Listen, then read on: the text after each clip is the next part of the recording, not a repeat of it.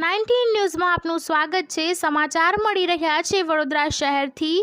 Kishanwadi નૂરમાં આવાસના block number 17 ઘર number 25માં વાયરિંગમાં short circuit થતાં આગ લાગી હતી અને આગના ગોટે ગોટા બંધ મકાનની બારીઓમાંથી નીકળતા જોવા મળ્યા હતા। આગને જોવા માટે લોકટોળા એકઠા થયા હતા। સ્થાનિકોમાંથી કોઈ વ્યક્તિએ ફાયર બ્રિગેડને જાણ કરતાં ફાયર બ્રિગેડે તાત્કાલિક આવી આગ પર કાબૂ મેળવ્યો હતો।